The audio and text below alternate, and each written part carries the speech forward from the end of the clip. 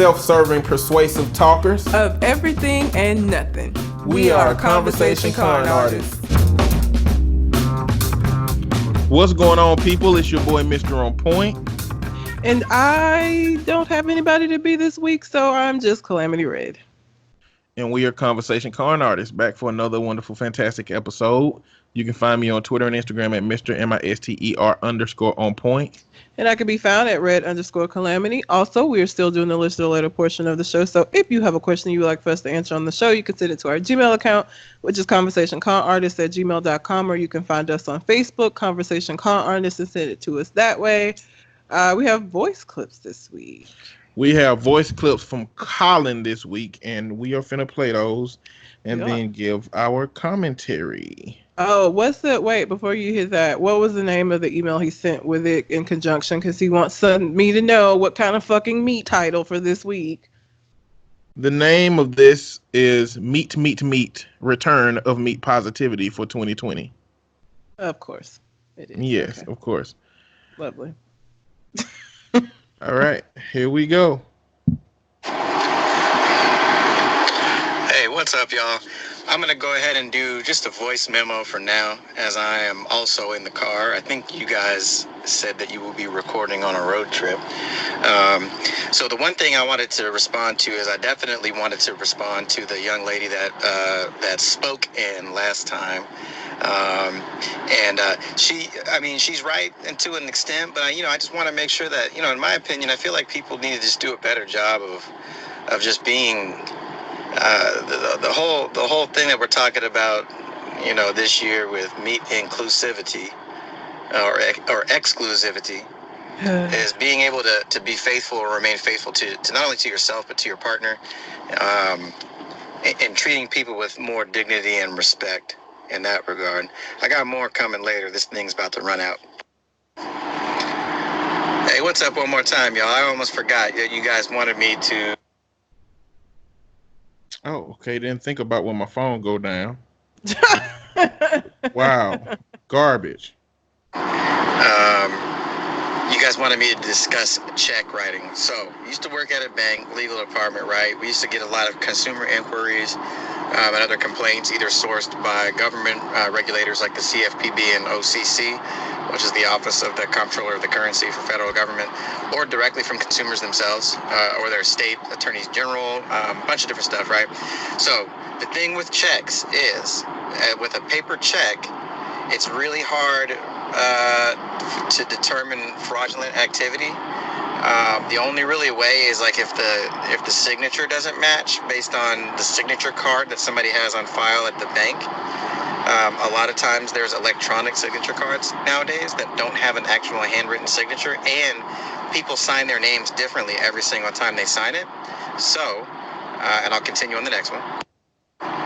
So, that being said, it becomes really difficult with checks. Also, there's a pretty well-known scheme with check cashing and check cashing fraud, where because of the lag time in the check cashing system, which is Regulation CC under the federal government, when you do a mobile deposit of a check, the bank will honor it immediately and will deposit the funds into your account. And then what the scammer will do is then take the check and take it to a check cashing place, like one of those money places, and then cash it again manually rather than digitally, and they end up getting double the payment, and it makes this entire situation where then we have to take the money back. It was ridiculous. So at any rate, checks are easy to be defrauded.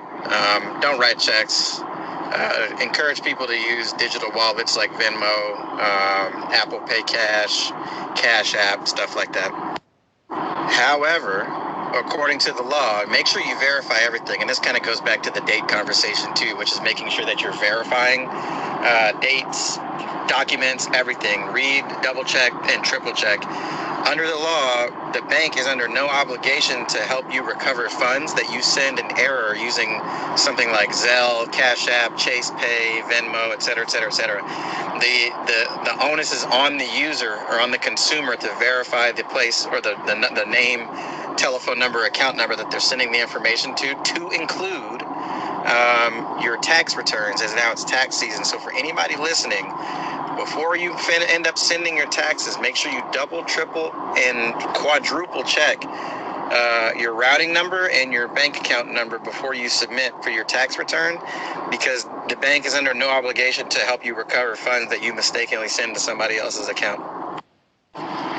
Love the show. Looking forward to hopefully trying to get some time to get back on there.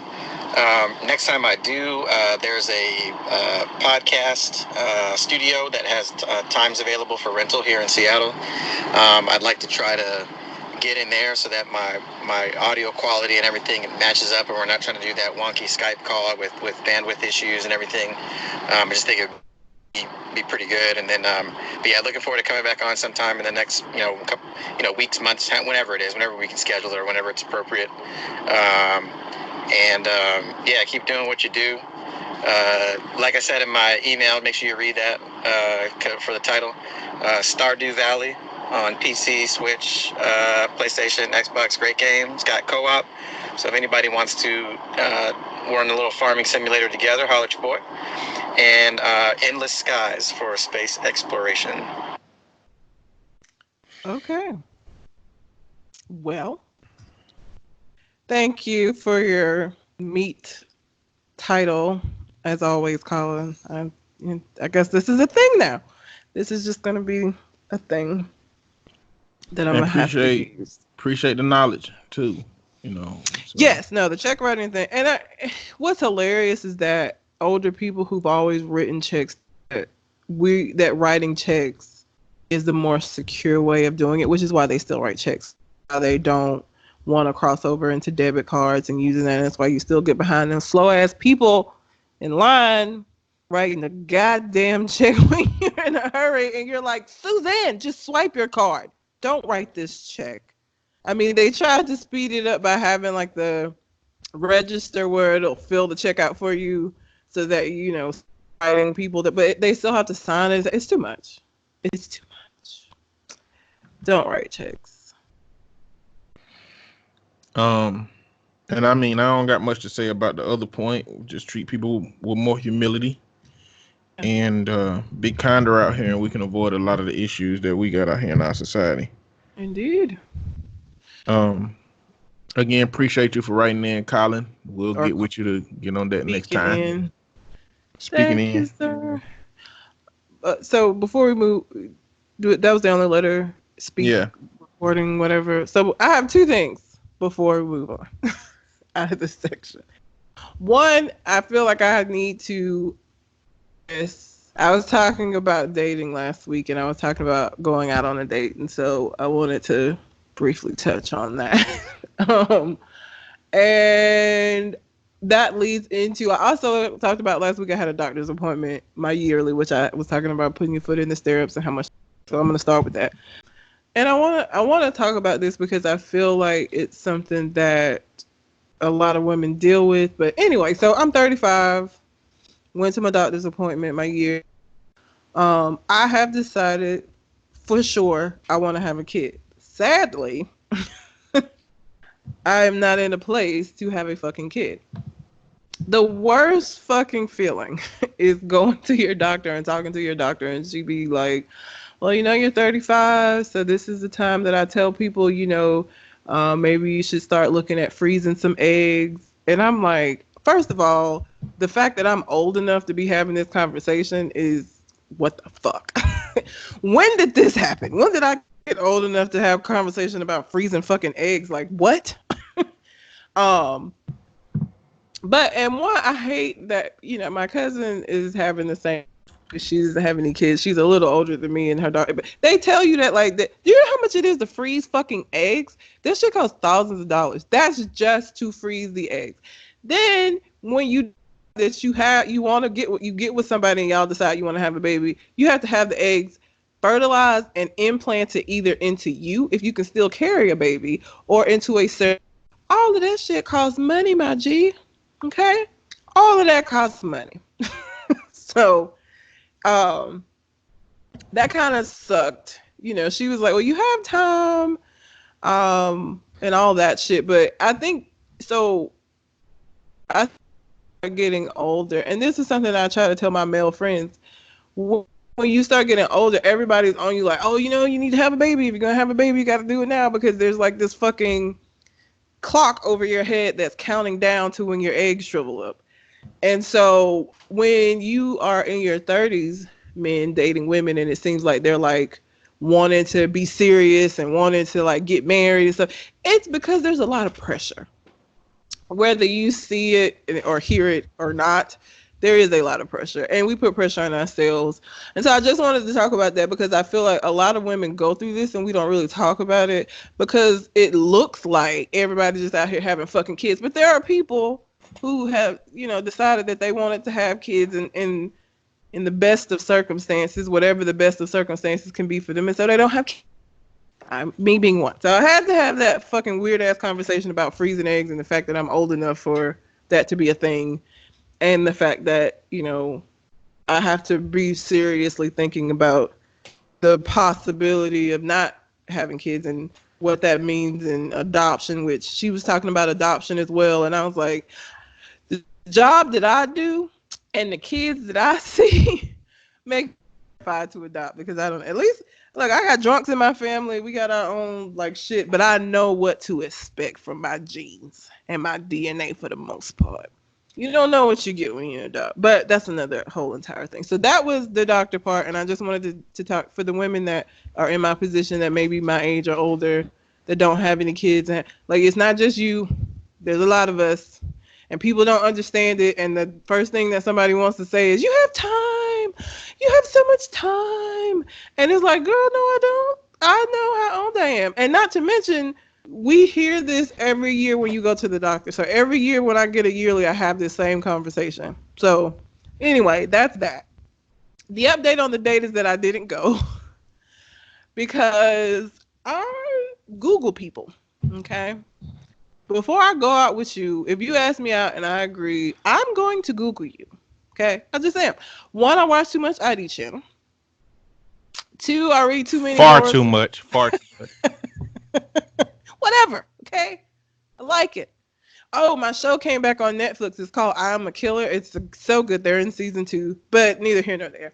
I do watch too much of this shit. Okay. So it makes me very suspicious. But here's my thing. If I Google you and you've done nothing, I'll find nothing.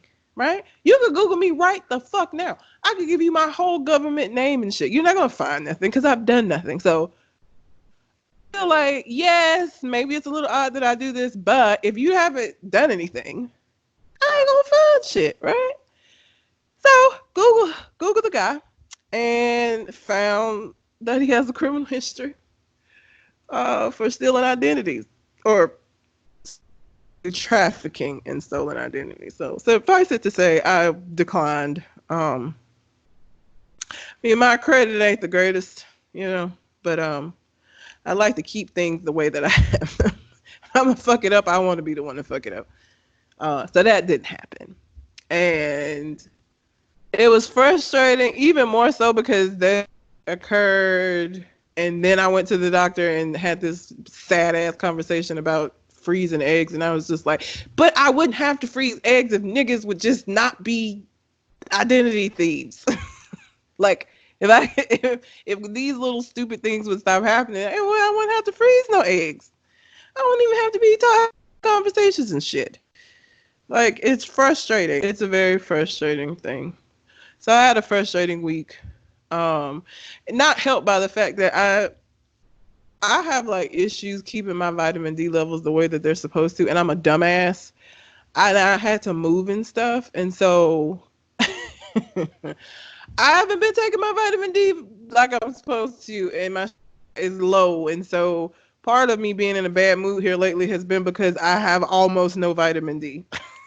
So I had to get a prescription, and then I got to start back to taking my vitamins because I'm old apparently, and I've gotten to an age where it's like got to take daily shit in order to function. Bullshit. That was my week though. So you said if somebody Googled you right now, they wouldn't find anything. No. Are you Googling? I did. Googled the shit out of your ass. What'd you find? I found out that somebody in Chicago got your exact same name and they're a counselor. Yes. Did you know that? I didn't know that, but my name, Jennifer, like my literal full name, there's a lot of people with it. But for that person to be a counselor too, it's odd. How old are they? Does they have the age?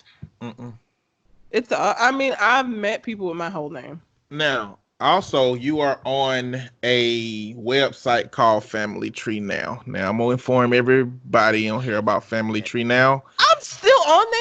Yes, I opted out. You are on here. Damn it! It got all your family members' names on this hoe. I can tell you, your mama was born in 50 Sam. Oh, that's so creepy. Your brother was born in 74. So there's a website called Family Tree Now, and I think I talked about it before, but it's a bunch of other websites where you can put your name in, and it'll basically bring up all your family and people that you were linked to, and people that your cousins, your family, old boyfriends, old addresses. Like, so it got a possible relatives section. Then you go down, it got a possible associates section, and it's just random people from your life somehow. I mean, some of these names are from AUM. So weird. That I reckon. Really? Who's on there for AUM? Maybe. Hold on. I don't know. Shonda Green sounds familiar. I don't know who that. Oh, Shonda Green is my uncle's new wife. What? Really? New? Yeah, she's your uncle's wife was born. She's 35. Yes, my uncle's wife is the same age as me. That's creepy. It is what it is. How old is your uncle? Is that Willie? Willie? That ain't Willie. Willie? I don't know. Somebody named. Oh no, this is on my mom's side. This is yeah.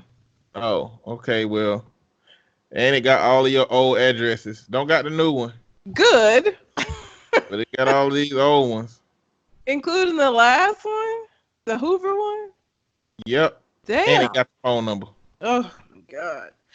So yeah. So either way, Family Tree Now, y'all, get that shit off your system, because you can opt out. But apparently she did it, and she's still on here. So I don't really know. To opt out again. I don't know how much credit this system get. Well, but you haven't found no fuck shit. Okay. So let me tell y'all about another website. Okay, and you can use it or you cannot. It's called rapsheets.org. Okay. Found out about this when I was working at my last job.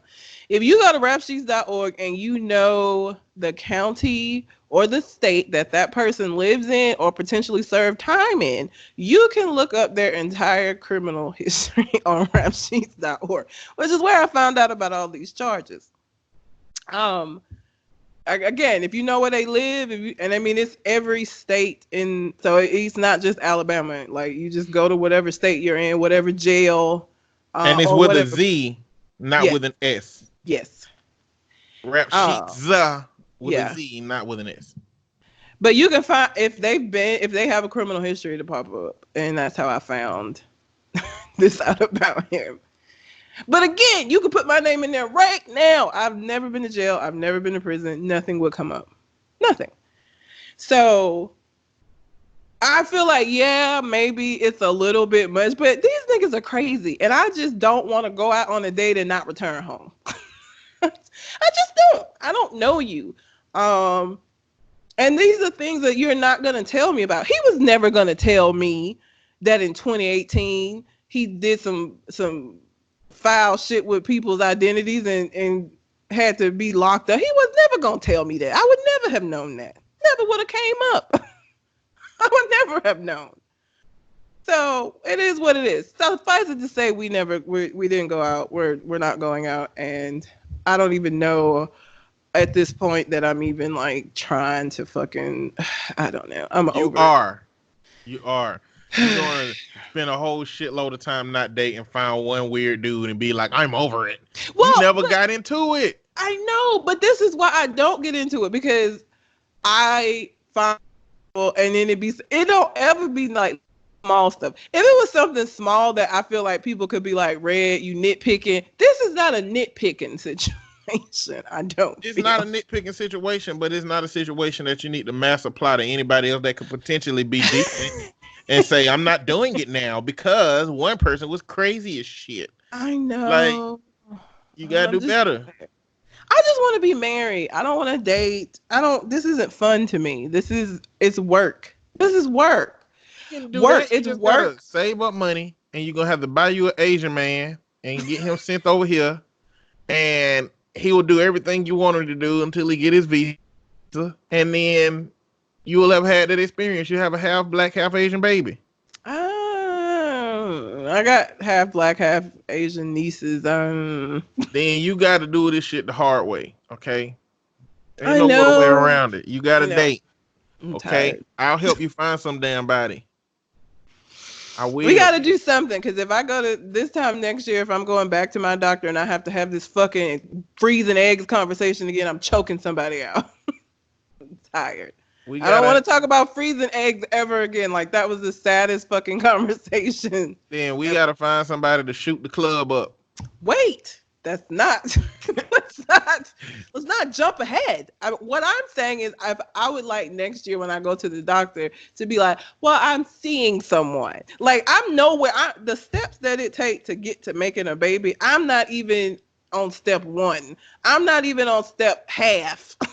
So I don't need nobody to just come in and shoot the club up. I have not negated the fact that we need a whole bunch of steps before this, but at the end of the day, the conversation we having are about getting you somebody to shoot the club up.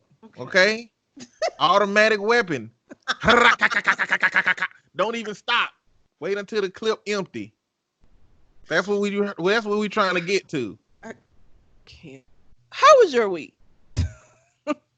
My week was good. Not as productive as I needed it to be, but good. I'm optimistic about 2020. I'm actually optimistic about moving in the direction that I'm moving, which I don't even know exactly what it is, but I'm happy about it. That's good. Just planning some things and having my 2020 missions and following through with some of them, just making me see the benefits of goal setting, which I haven't really putting a lot of energy into doing. Just because I'm just cool breeze. I'm go with the flow. You are that. But I need a little bit more direction. I've been going with the flow for 5 years in my business, working in the community, doing Medicaid, and they don't pay enough. I understand why agencies stop accepting Medicaid. As I've been looking at other countries and other states that are more liberal, how much they reimburse for things, it's even on the federal and state level with Medicaid. It's more. We just don't have a state that values anything but this fake ass sense of accountability, which is really the way that they want to convince you that you're not good enough to have things. That's all it's about. If you ain't pulled yourself up by your bootstraps, if you don't work hard enough, if you don't put in the elbow grease, then that's the reason that you're suffering. That's the reason that you're poor. That's the reason all these things. But it's just a bullshit ass way to tell you that we're not going to give you shit. Yeah. And I don't like it. I don't like it. And so I am a Blue Cross Blue Shield provider now, which pays almost 3 times more than what Medicaid pays. And clients come to my office, and I know this is a conversation that I want to provide services in the community. I want to be reimbursed for what my profession is worth, though, as well. And just thinking about that and trying to come up with an intentional way of being more involved in that process it put me in a better state of mind than I've been in. Just thinking about it. But I mean, that's my week. Same shit, new weeks. Okay. I think I'm dibble dabbling in some underworld shit that yeah, this nigga came to my house about, I need to use your address. And I was like, why? He was like, don't worry about it. You'll be compensated. Like, what? That sounds... You'll be finally compensated. Don't worry about it, okay? Just when a package come to your door, don't sign your actual signatures. Just put some squigglies on it for me. Hell no. It's exploitation of businesses, what it really is. It's probably not a great thing to do, but I'm not even certain that I'm gonna dabble in it because it's just questionable anyway. But that's what I've been doing. I've been in these little groups and whatnot. But that being said, that's it. You want to hop into the viral post, so you can close out the letter first? Close out the letter. You close out the letter. All right. Well, if y'all have any questions that you would like for us to answer, any comments, anything that you would like for us to know, you can send it to our Gmail account, which is conversationcon@gmail.com, or you can find us on Facebook, Conversation Artists, and send it to us that way. For my 30 over women, like, let me know. Do y'all have to deal with this shit? And is it as annoying to you as it is to me and my cousin? We had a whole conversation about it. It's just like, it's very frustrating. It's one of those things you ain't got no control over. I can't really do shit about this. Like, I mean, I could go make some badass decisions to just have a kid. I could have been done that if I was going to do that. I feel like at this point it would be a waste to do that. I could have did it in my 20s if I was just going to be out here fucking up. Like, why would I wait till 35 to fuck up? That just seems stupid in a way. Doesn't seem right. It is what it is. Let's get to these viral posts, though. Right. And I'm asking you this question directly. Okay. And anybody listening, I want you to think about this question. And what is your answer? Which is the hardest for you to say? 1, I apologize. 2, I need help. 3, I love you. 4, I was wrong. I need help. 100%. Out of all of those, I need help would be the hardest one. And just not because I don't have people that I know would help, but I feel like I shouldn't have to ask. I want to be Superwoman and like handle shit. And so that's probably the hardest thing. Followed closely by I was wrong.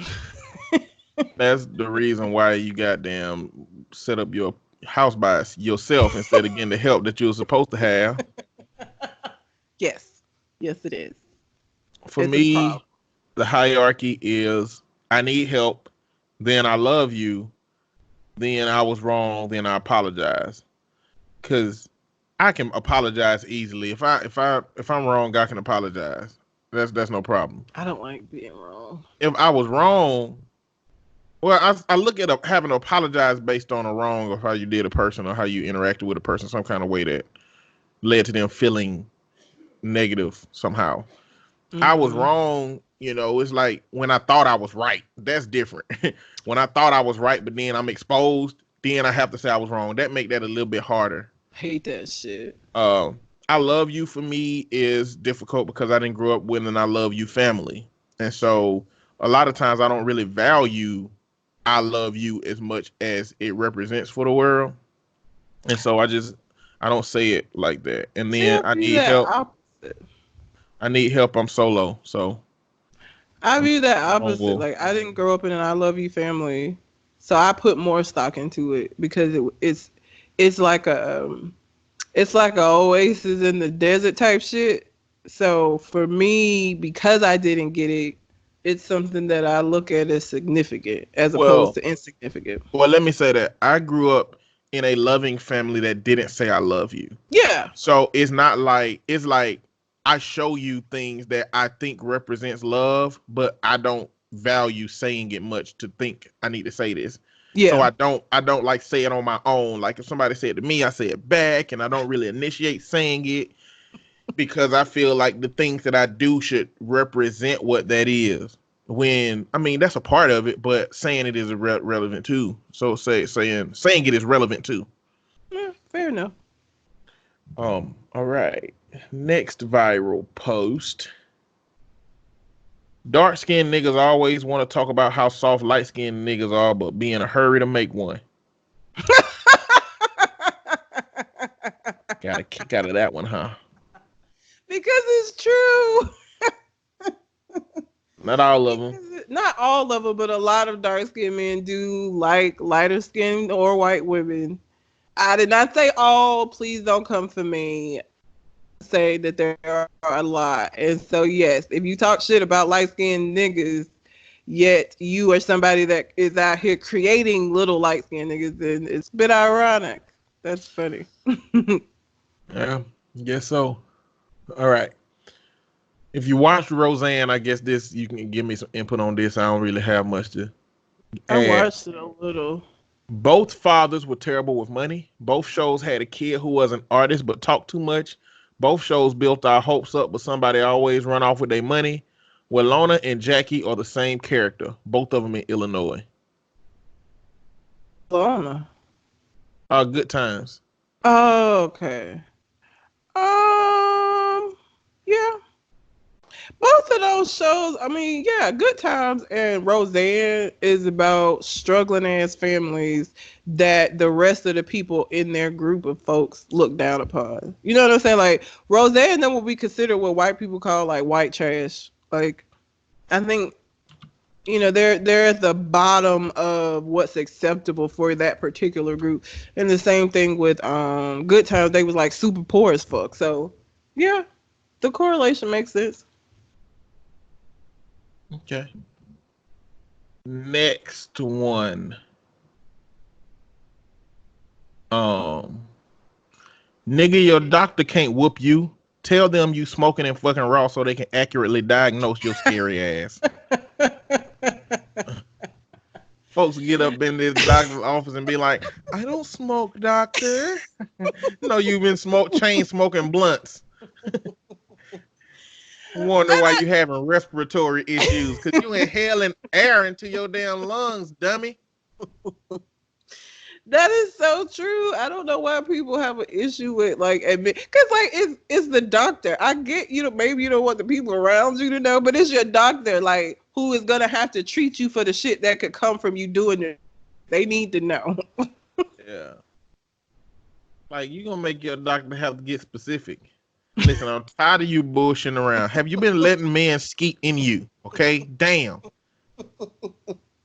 You're not a hoe. You have discovered your sexuality and you're exploring it. Okay, if it make you feel better. I don't see you as a hoe. Hoe. Now answer the damn question. I'll make these doctors go in on y'all ass. You wonder why they just tell you, go get some Advil, you lying ass motherfucker. When you come back in here with your vagina lips burning, you're gonna wish you told me the damn truth.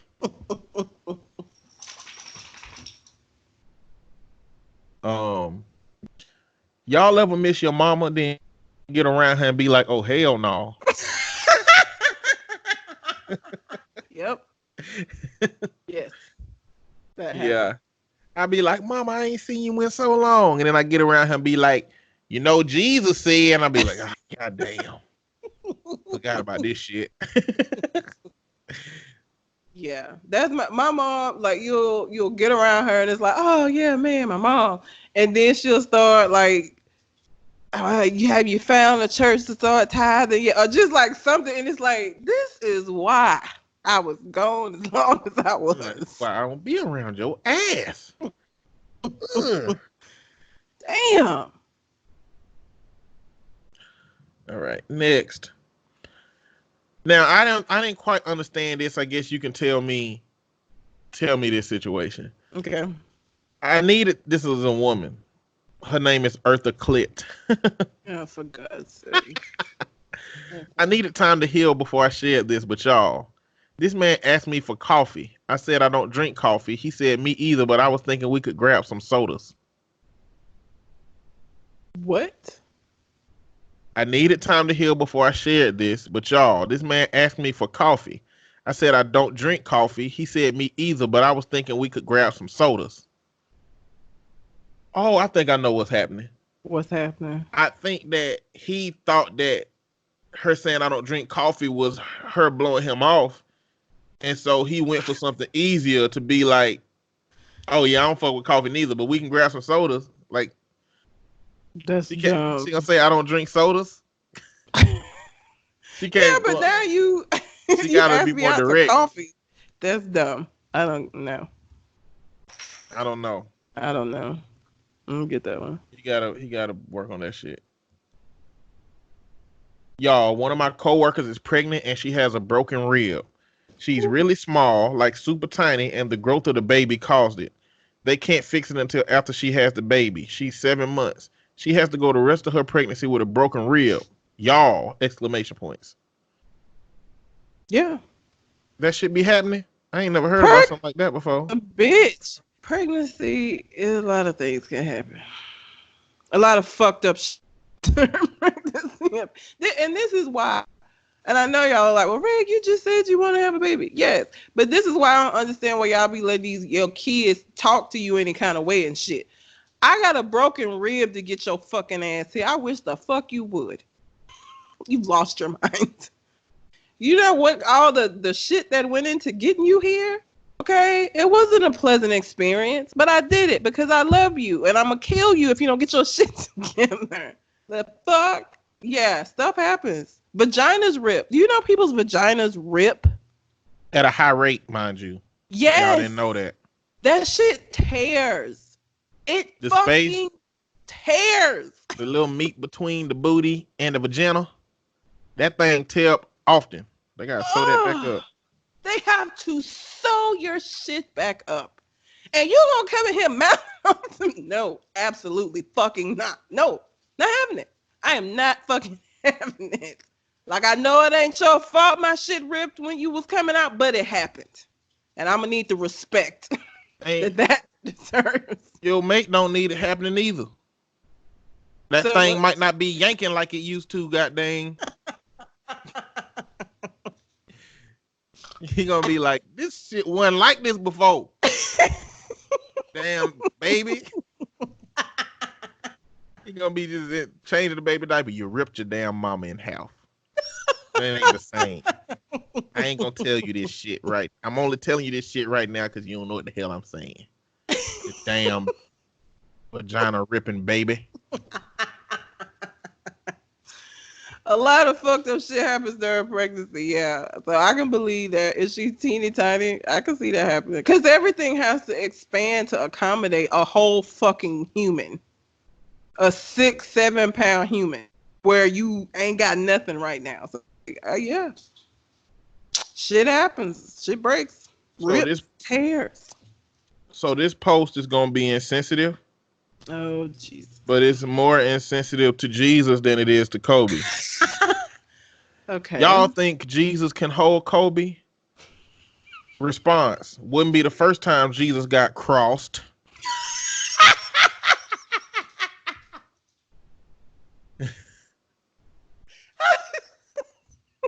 So that is so rude. It's rude. It's insensitive on the fact that it's, making light of Kobe's recent passing.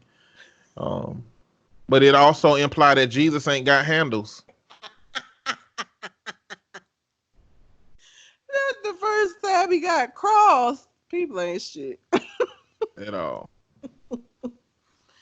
You haven't had one that I haven't done the moose honk. So you haven't. I don't think we get in there this week. We'll talk about Dr. Umar Johnson when we go down the list of Kobe stuff that we're going to talk about this week. But Dr. Umar thinks all these people being killed because of their knowledge and all that shit says a lot that he's still alive and kicking. Listen, y'all, it ain't no secret that I do not like Umar Johnson. I just do not like it. He called himself Pan-African. He called himself a school psychologist who ain't really licensed, but he say some shit that is disputed in the profession of psychology, and he act like it's a fact because he's a psychologist.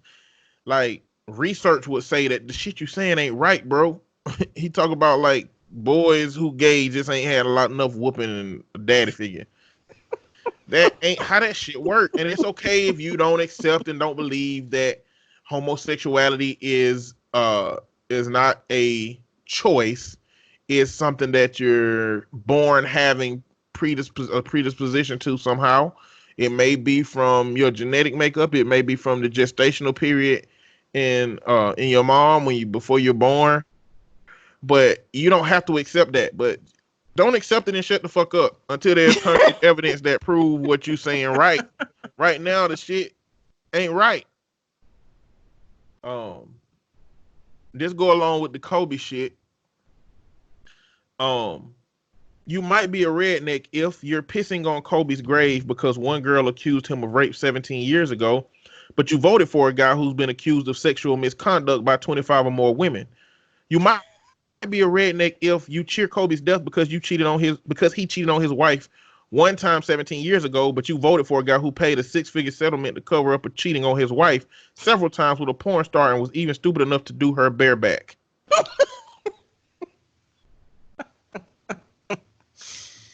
Like, it's funny how people choose to expose their bullshit. It's funny, but not in a real funny way, but in a way where you just say it's funny, but you don't really mean funny, like haha funny.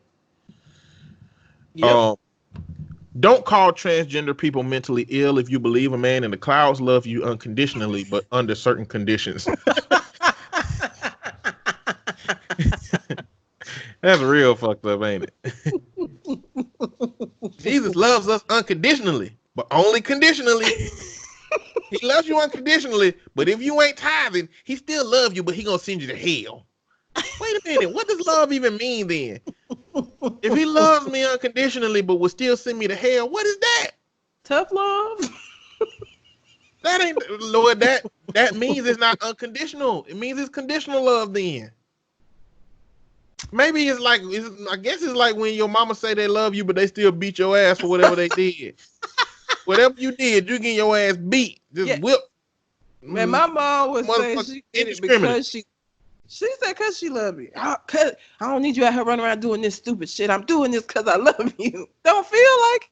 No, you doing this because you got fucking unresolved trauma, and you're letting this shit come out through your hand, extending through this belt, lashing on my body, nigga. What's the worst thing you remember saying about your mama after you got disciplined bad and just going where nobody could hear you? I don't know. Probably it pertains to my dad. My sore spot with my mom was always my dad. So like something like that. Why you ended up with this ain't shit ass nigga. This is exactly why. Well, I mean, that is about your mama. About her decision making situation. But it would be something to that effect. That was the kind of shit that I would say. See, me, I made it seem like my whoopings was worse than they were.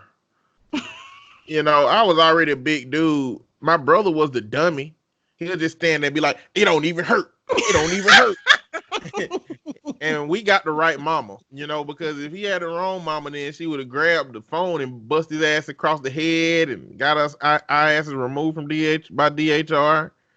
But I was the one. It did hurt. I was the one that was like, it did hurt, but I was like, like I was on some acting shit, acting shop. I should be the one out there in Hollywood. That's, you know. But, you know, one time I did grab the belt. Oh. And you know what? It ain't like it was really on purpose. I mean, I wasn't that coordinated back then. I don't even know how I caught the belt. It wasn't intentional. You know, they get so mad when you do that shit, though. When you catch the belt, it ain't shit you can do. One, if you the whooper. But then if you the whoopee, it still ain't shit you can do. What the fuck? If you snatch it, that's worse. Like, you got to let it go. Your best option once you grab the belt is to let it go and just take them extra licks from grabbing the belt. Mm-hmm. But if you take the belt, that's bad shape. But I ain't never, because I was faking my whoopings, I ain't never going to I went into my room like I just finessed the shit out of my mama, goddamn. That's what I did. That wasn't even a real whooping. Just went back in there and playing the game. Yep. That was my move. I got a few more. Why haven't the government came up with a solution to stop airplanes and helicopters from crashing before they hit the ground?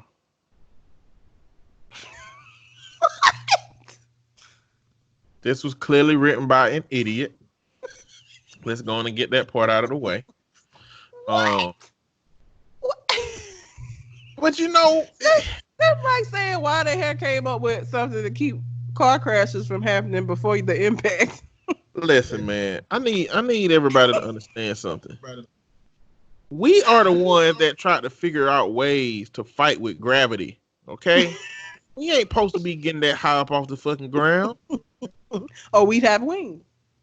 We would have fucking wings. We are the ones that's creating mechanisms to fight with gravity. Gravity is the one that do this shit. The government can't do shit about gravity outside of a controlled environment where they can create, make an anti-gravity type situation. But ain't nothing can stop airplanes and helicopters from crashing. No. Kobe's plane crashed because it should not have been in the air anyway. It was too foggy in LA. The LAPD had granted all their choppers. LAX had granted all their choppers. And they got special permission to fly. And they were flying in heavy fog. And I want y'all to know that video that y'all seen of the helicopter spinning out of control is not Kobe's helicopter. That is an old ass video if you've seen it. It's not it. Don't nobody have no video of Kobe's helicopter going down because it was too fucking foggy to see the shit. Why would you want a video of that anyway? Well, it's the video that Umar Johnson was referencing when he was talking. Either way, we'll get there in a minute. Got one more. Hey, my nigga baby mama a stud now. He be mad at a motherfucker when his granny say your baby daddy came by here looking for you. He just slammed the door hard as fuck. I'm over here crying.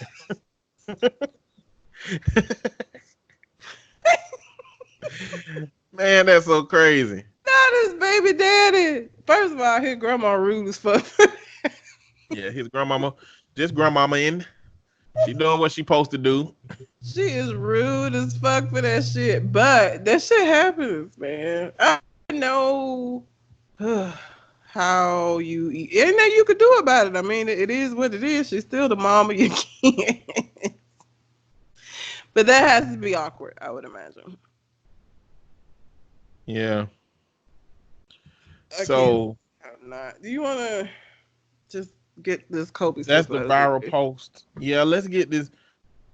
So last week, Government Name, us, podcast that were recorded on Sunday, all got notifications that Kobe died in the middle of the podcast. For us, it threw off the energy.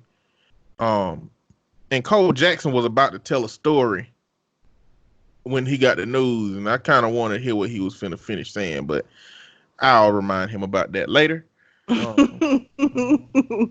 And subsequently, so many things have been going on this week. I mean, we didn't have the full report last week. We didn't know who had died. Kobe Bryant and his daughter Gigi died.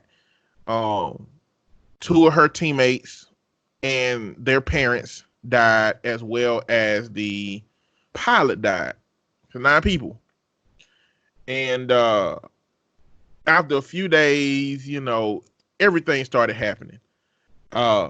So you had a news reporter that said that, first off, TMZ broke this story immediately. They did.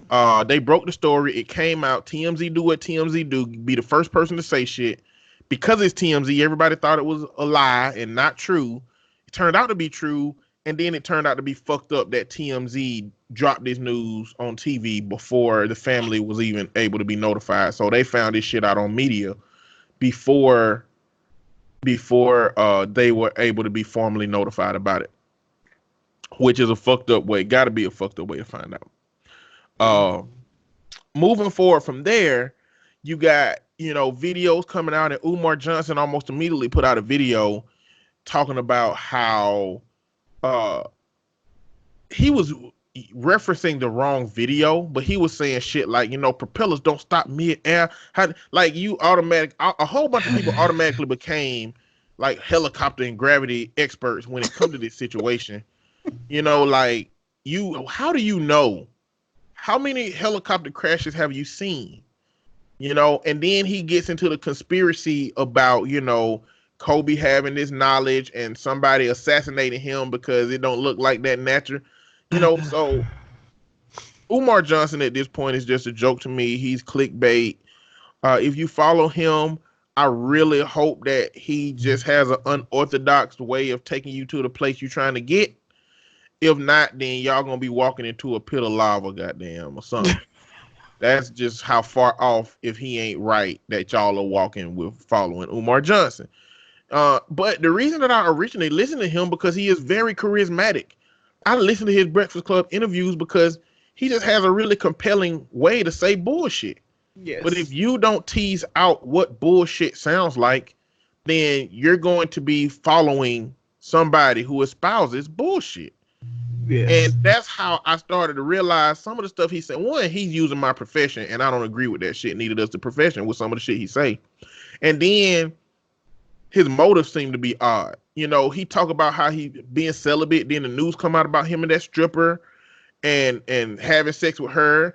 It's like, it's fine to be having sex, bro. You don't have to lie. Just, you know, but when you try to paint yourself a certain way, it comes out like this. And, you know, it was just distasteful for him to do that. And then we had a reporter that came out and mentioned Kobe's rape case. And we call it a rape case, but the reality is that evidence pointed in that case to it being a consensual sexual encounter that, and clearly maybe Kobe interpreted as consensual and she didn't, but so many different things came out about her having different semens on her, which Dave Chappelle done joked about before, and all this and all that, you know. But this reporter brought up that, okay, Kobe's a rapist, you know, and it begs the question which came up is, when you talking about the totality of a person, is it supposed to be based on something they did that weighs more than everything else? You know, like, rapists are in jail. Like, people want to have it both ways. People want to say shit like, he's in jail because he committed the crime. He shouldn't have committed the crime, and then he wouldn't be in jail. But motherfuckers don't say, well, he's not in jail, so the crime didn't happen. Like, people just want to believe what they want to believe about anything. And I ain't saying that he didn't rape the girl and it just, privilege helped him out in that, and finances helped him out, and he paid him off, and he did things to get his way out of it. But the reality is, the way that our justice system worked, justice was served. Well, and the thing is, it's so disrespectful to his family, because the thing is, Kobe, while he was the most known person on that helicopter, was not the only person on that helicopter that died. This was a horrific tragedy for all of the people on that helicopter and all of their family and loved ones. And so for you to just be like, I can't even imagine Vanessa Bryant right now, how she is even functioning, to lose her husband, who, regardless of how you felt about him, she stayed with him, they had 2 more babies, shit happened, loved him. And for her to lose her child, and you want to come out and put some shine on yourself by saying, well, who cares, because he was a rapist. It's like disrespectful. Like, if you felt that way about him, cool, but you don't get to tell everybody they don't mourn this loss, and you don't get to tell everybody else that they shouldn't care because you feel like he did this thing and he's not deserving. Look, I can't stand fucking Donald Trump. He could die tomorrow, and I wouldn't be like, fucking care. He was a piece of shit. Like, I don't give a fuck. Okay, I'm not gonna give a fuck. But I also know he has people, for whatever reason. It's 2 houses down from me. Somebody got a motherfucking Trump 2020 flag flying. Hate driving past that shit. With it, like, I just don't understand people. Like, this ain't the time for that. It's just not the time. It's disrespect to the families. These are real people. These are real people with real emotions, and you want to make a name for yourself, turning this into something that you can talk about. Because there was another lady that was a rape, that on your list. Is that on your list of things? What? The lady that raped victim. Yeah. That, I mean, the lady that made this, you know, tweet was a rape victim, and she worked for NPR. No, she didn't work for NPR. She worked for some popular journal. And the reality is, she is a journalist that posted a link to an article that talked about Kobe's rape at the time when Kobe died. And as a journalist, she really didn't do anything wrong. I mean, posting that article is just journalism. It was just an article highlighting that situation. However, the timing of that, and the idea is that between then and now, you had 17 years to take this up as a cause. You had 17 years to bring and shed light to this situation that happened. And this was just the wrong time to do it. So she got suspended, and then they overturned that because she really didn't do anything wrong within the policies of the business. It's just that in these high tense moments when a loved one to people has perished, you can be insensitive and you can do things that people are going to consider problematic, like you did, and that's garbage. Mm-hmm. And then you got a comedian that joked on Kobe's death. I can't remember his name. I don't remember his name. But it's a Jewish comedian. Apparently that's his thing. He just talks shit about people when they pass away, but like he got removed from a comedy club, and there's a such thing as doing too much, y'all. Yeah, it is such a thing as doing too much. And Ari Shafir, that's his name, Ari Shafir. He's a regular guest on Joe Rogan podcast, so you probably heard him on there, and he just been on TV, Comedy Central and stuff. But I'm like, this is a moment that a family and a community of people that value this person should be able to mourn. And it's just unfortunate that so many people have come out to bring controversy to this moment. Mm-hmm. And I wasn't even a Kobe fan like that, but I do understand how much Kobe infiltrated the culture. And then we go to all of the fan murals, tattoos. There's some good ones and there's some horrible ones out here, man. Indeed. If you listening to this and you know somebody who is thinking about getting something in the memory of Kobe, do not let them skimp on the cost of that. Please pay for yourself a decent tattoo. LeBron got a tattoo of a snake, the mamba, the black mamba. Yeah. You know. Imagine how many people like in the NBA and in media and stuff was like Kobe haters that like we don't know about, but like LeBron them know about and the NBA know about and stuff. Like imagine how many people in the back scenes just hating and and like they can't really say nothing good about Kobe because everybody know, boy, you ain't fuck with Kobe. Shut the fuck up. You'll cuss Kobe out if he came in this room right now. Don't be out here fronting. How you deal with that? Yeah. But I just wanted to highlight everything that had been going on with Kobe. If you valued Kobe enough to feel something when it went down, just take care of yourself. This is a moment that makes us think about our own mortality.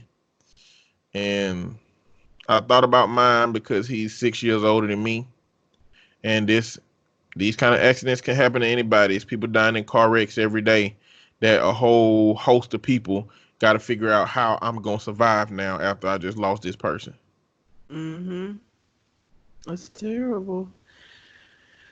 Speaking of tattoos and getting portraits done, let me tell you something. I have tattoos. I'm a fan of tattoos. Tattoos are one of the things. I think that you should be very cognizant of the things that you body, but it's your body, whatever.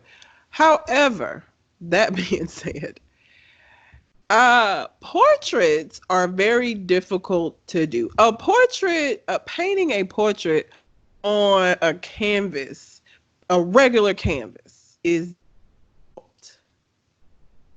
putting a portrait on skin even more difficult. So you cannot skimp on a portrait tattoo because if you want it to look like the person it's supposed to look like, you cannot. Now, that being said, I did not realize that Jacquees has enough of a fan base where he would have someone that would get his fucking face tattooed on them.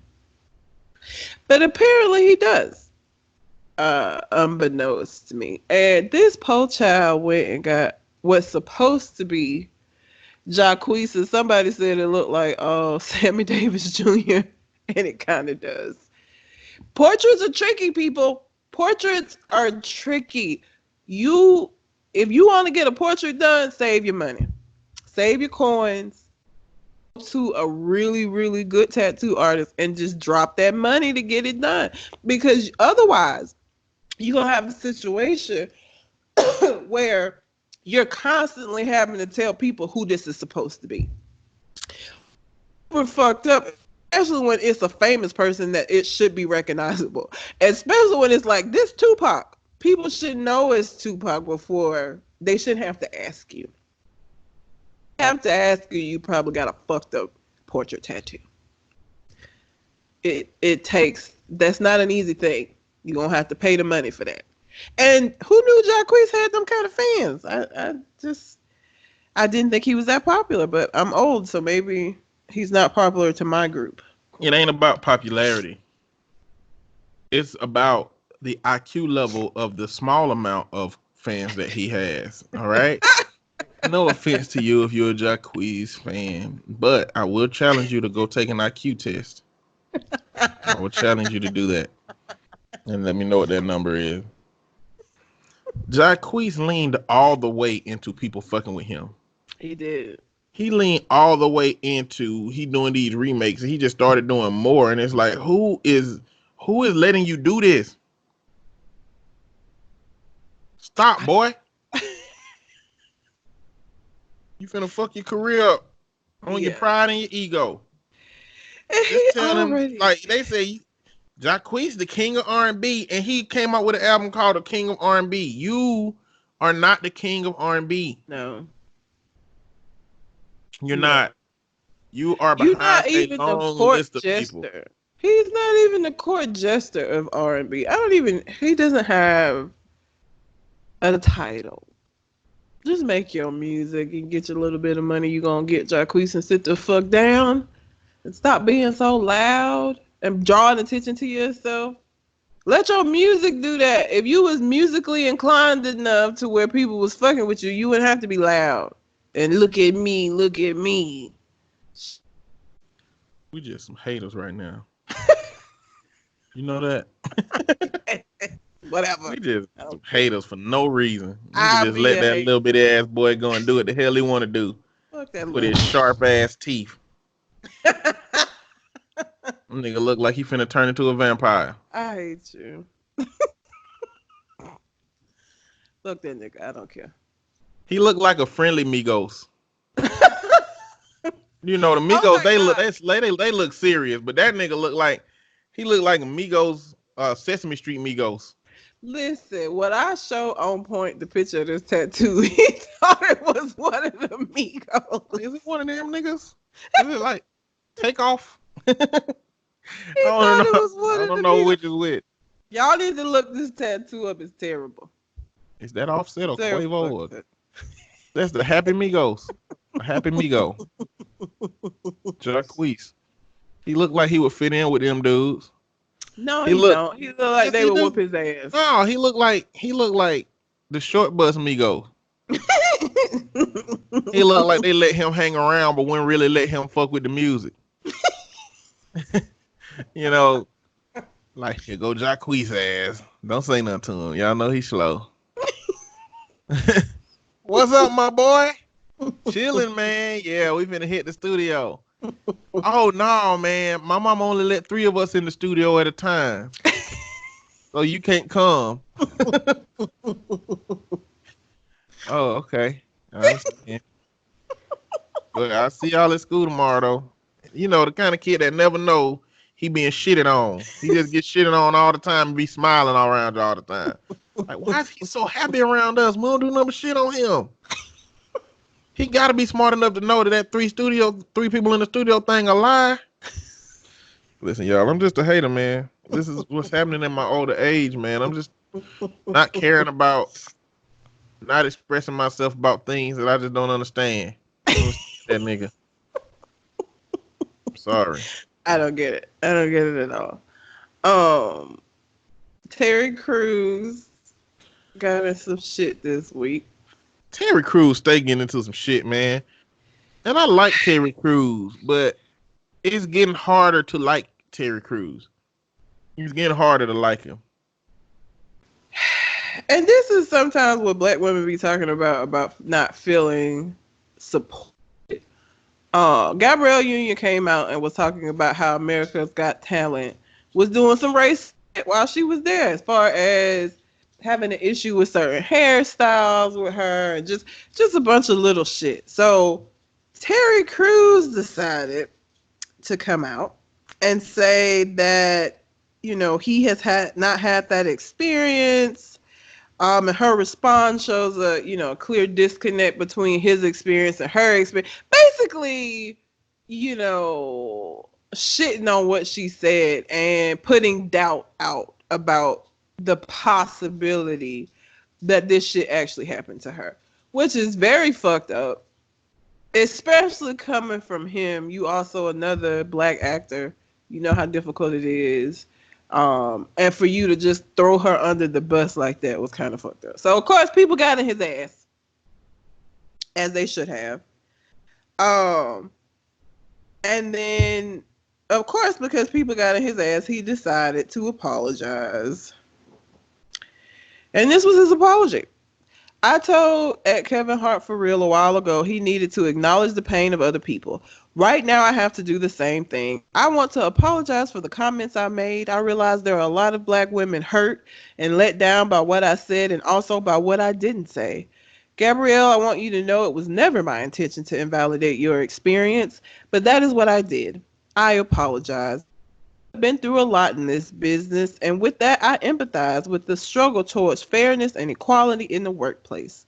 Gabrielle, you are a role model to the entire black community, and in my desire to be professionally neutral as your coworker, I should have at the very least understood you just needed my support. Sincerely, Terry Crews.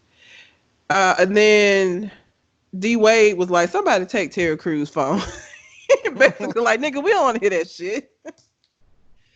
Because D Wade ride hard for his wife. He ain't out here with the shits. Listen, you do not discount somebody else's experience. And that's essentially what he did. Well, I haven't experienced that. You know, she's saying that, but that hasn't been my experience. You should have just not said a fucking thing at all, Terry. Instead of invalidating her experiences and the things that she went through. Like, it's crazy because when Terry Crews came out with his story about that party, and if somebody else would have came out and said, hey, junk. I was at the same party, but you know what? Nobody grabbed my nuts. He didn't grab my ball sack. So, matter of fact, I was next to him most of the night. I got decent balls. I'm attractive. I don't understand if he did stuff like that. I don't understand why he wouldn't have grabbed my balls, Terry balls, all the balls. You mean to tell me he's like nobody did that? Gabrielle Union, as a matter of fact, came out in support of his perspective in that shit. She came out here like this is the manifestation of when black women be talking about they don't be feeling supported by black men. Yeah. This nigga for no reason came out here and said she lying. That's why it was an anonymous source. Because you can't verify the information.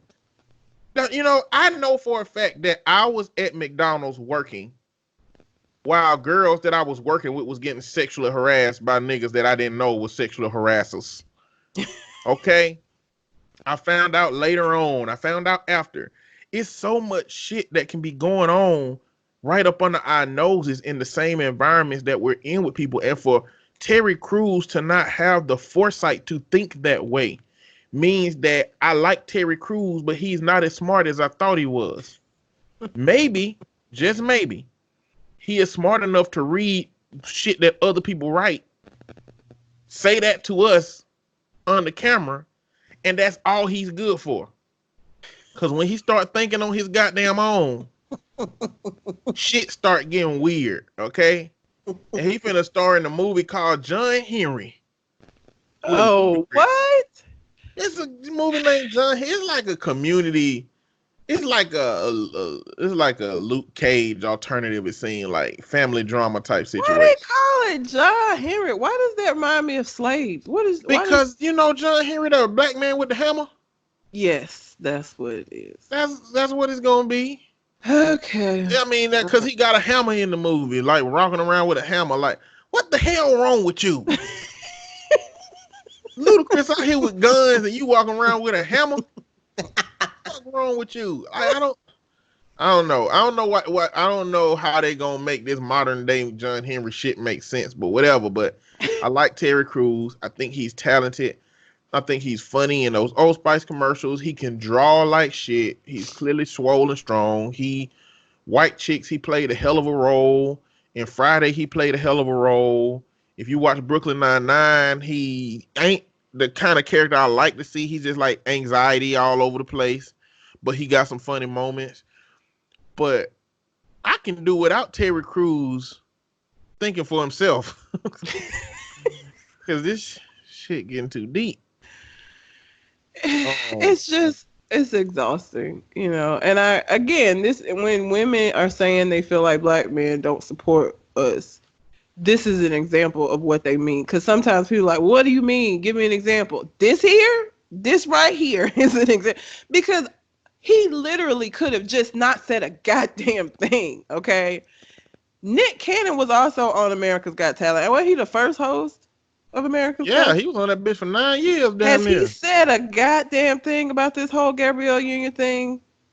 He's responded to Terry Crews. But I'm saying, but prior to that. No, you don't because have to say nothing. Listen. Just stay out of it. Nick Cannon said that in response, he said there's a lot of stuff he saw on there that's wrong. He said it's systemic. He said, you know, a lot of us get so, you know, caught up in the fact that we got a good job and we working for the white man that we kind of overlook some of the stuff that's going on. But he said the way that they handled some of the judges and some of the contestants was definitely a systemic issue there.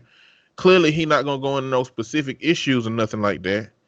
But in that same interview, Nick Cannon is fucking doing his thing. Nick Cannon's radio show is #1 in LA. That bitch is syndicated now, so it's going all over the place. Wild 'N Out is the #1 show in Viacom. That's why I feel like he should just stick to the shit he know and leave it alone. But that's another discussion. Leave what alone? Eminem. Also, Masked Singer, #1 entertainment show right now. You need to just focus on those things. I don't know, man. But Nick Cannon seems so mediocre for everything to be great that he doing. But maybe I'm just looking at it through a limited lens. Somebody tell me why Nick Cannon is this amazing. Why he is doing so good at everything. Going back and forth. It was either Shogun or Cole Jackson. I cannot. One of them was riding hard as fuck for Nick. I don't remember who. Anyway, but Nick to Terry saying so he didn't say nothing. You know what I'm saying? Like, so it's not even that Terry Crews could have just shut the fuck up instead of throwing her under the bus, because what he did and how he said it and what he said, he basically just threw her under the bus and credited what she said. And it's fucked up. It's fucked up. And this is what women mean when they say they don't feel supported by black men. This here. Which is very unfortunate. It is. So P. Diddy had a Grammy speech. He did. And I don't know what he said in his Grammy speech because I don't watch the Grammy, but Mase heard it. Mase heard that shit. So Meek Mill posted a status that said, "What's up with all these different race men got all these young black kids enslaved contracts in the music business? Come get with us. You need help fixing your situation. DC and Rock Nation is literally stealing. Now we found something we can get rich off of." So he basically saying these white men are the ones that's running hip hop. Like, why is that the case? And Mase posted this. And then he said, I'm going to read all of this. At Diddy, because he at that nigga. He said, at you, Diddy. I'm talking to you. I heard your Grammy speech about how you are now for the artist and about how the artist must take back control. So I'll be the first to take the initiative. Also, before we ask of other ethnicities to do us right, we should do us as black people better. Mind you, Mase probably didn't do very well in high school. So as I read this, y'all will understand. Especially the creators. I heard you loud and clear when you said that you are now for the artist, and to that practice knowingly has continued purposely starved your artist and been extremely unfair to that very same artist that helped you obtain that Icon Award on the iconic Bad Boy label. For example, you still got my publishing from 24 years ago in which you gave me $20,000, which makes me never want to work with you as any artist wouldn't after you know someone is robbing you and tarnishing your name when you don't want to comply with his horrendous business model. However, people would always ask, what's up with Mase? So I would be forced to still perform to not look crazy when I was getting peanuts and the robbery would continue. So many great moments and people's lives and music were lost. But again, I rode with you in the face of death without flinching and you still wouldn't do right. I never said anything because I wanted to wait until I was financially great so I can ensure that I was addressing them from a pure place and not out of spite. To add insult, you keep screaming black excellence and love, but I know love isn't free. So I offered you $2 million in cash just a few days ago to sell me back my publishing as his biggest artist alive. That always show you respect for you giving me an opportunity at 19 years old. Your response was, if I can match what the European guy offered him, that would be the only way I could get it back. Or else I can wait until I'm 50 years old and it will revert back to me from when I was 19 years old. Damn. You bought it for about $20,000. I offered you $2 million in cash. This is not black excellence at all when our own race is enslaving us. If it's about us owning, it can't be about us owning each other. No more hiding behind love.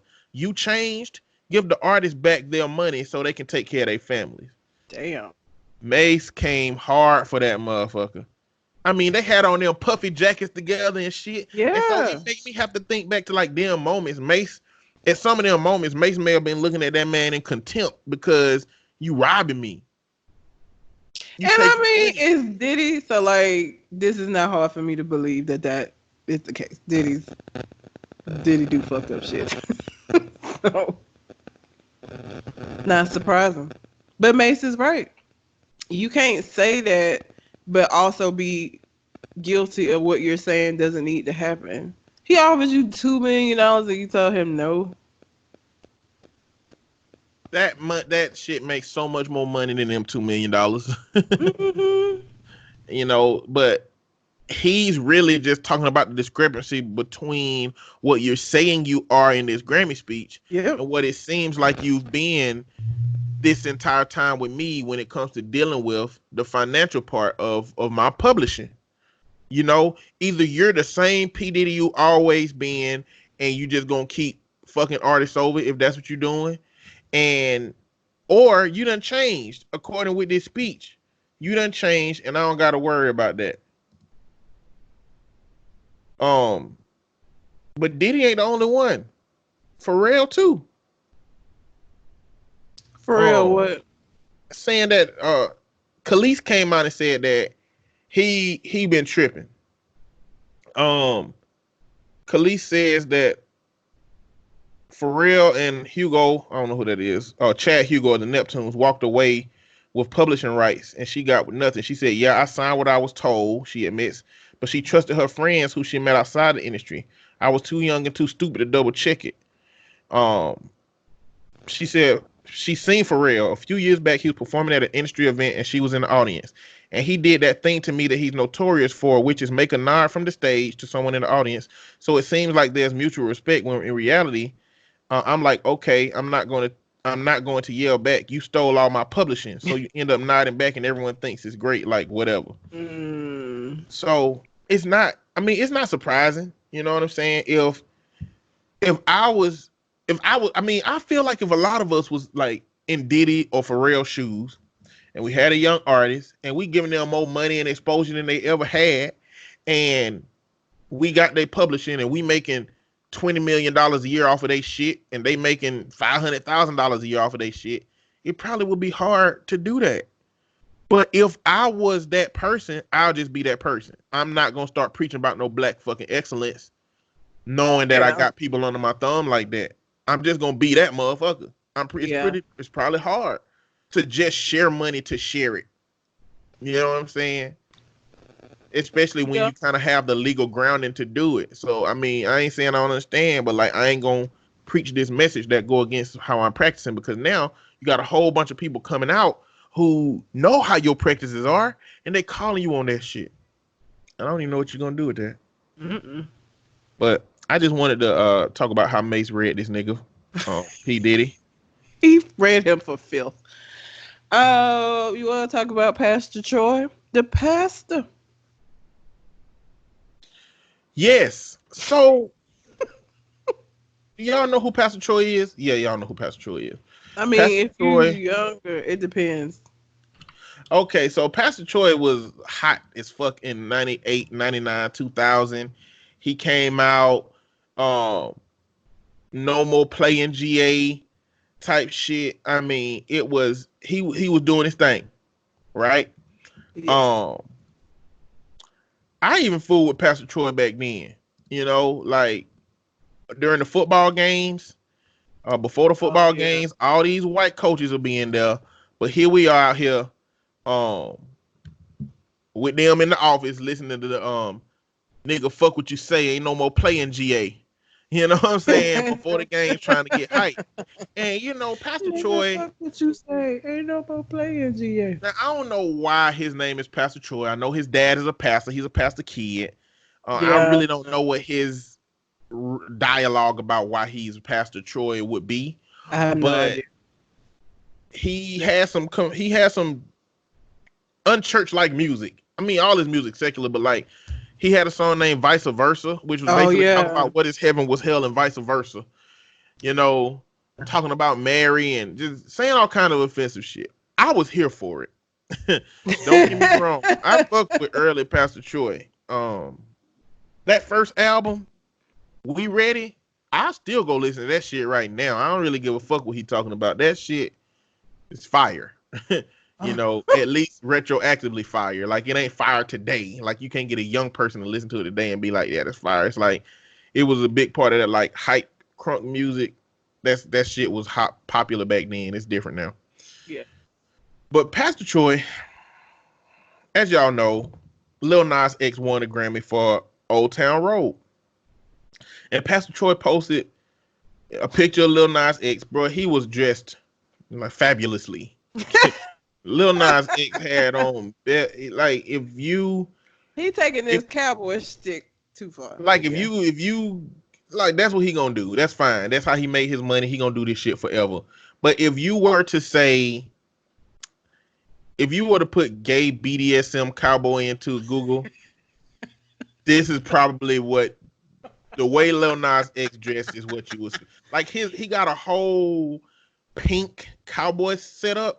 Hot like pink, not like pink, hot pink. And it's got like belts all around it. He got like belts wrapped around his neck. Like it looked like a gay BDSM setup.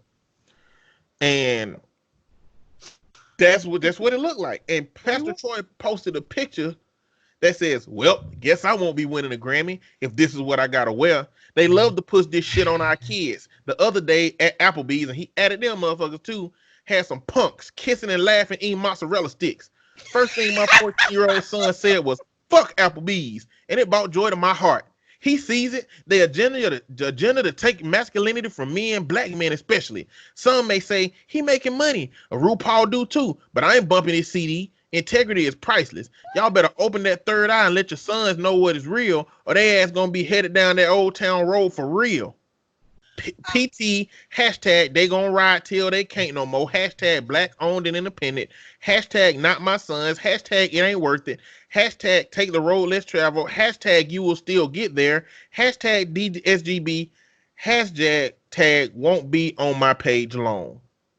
So I don't know why the mozzarella sticks took me out, but why was maybe it was the passion that you said some punks eat mozzarella sticks. Well, I wanted them. When I said punks like that because I want people to know that Pastor Troy is meaning punks as gay people. Because, like they kind of stopped using the word punks to. Punk isn't used that way anymore. Yeah, you gotta go to 50-year-old niggas and up to hear punks like that mean gay. They ain't saying it like that no more. So I want. No. That's what he means. So now, if you a punk, you a scary ass motherfucker, not a gay. Yeah. And so his son saw that commercial and said, "Fuck Applebee's." So that let me know that he's spewing such a biased version of, you know, this. And not only that, but he said, "Take the road less traveled." Straight. It's straight through. He's implying that gay is the road most traveled. He's implying that like there are so many gay people that being straight is not the norm. So I'm not understanding this man. Now, let's get to the crux of this, okay? Let's get to the hardcore, real fucking problem with this. Pastor Troy, you wasn't finna win no goddamn Grammy. Okay? It's been so many other. Hold on. Sorry. If your goddamn ass was gonna win a Grammy, it would have been in 2001. Out here talking about some, well, I guess I won't be winning the Grammy. You can end the whole fucking post like that. You can say because I done got too old. You can say because I ain't really putting out quality music. You can say because my style is different than what kids is fucking with today. You can say a whole bunch of shit after that. You could end your post at, well, I guess I won't be winning a Grammy because my fucking time is over. All right? But the reality is, this another post. I'm going to read this one too. Somebody posted, this nigga named King Zeke.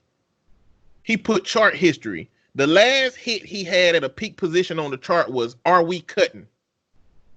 In 2002, its peak position was 96 on the chart, and it lasted there for 5 weeks.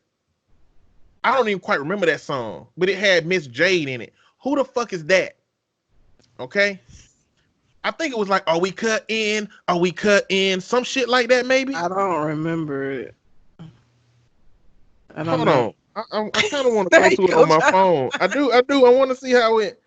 I want to see how this is because I want to encapsulate Pastor Troy in this situation. Is the pastor? Yeah, I don't remember.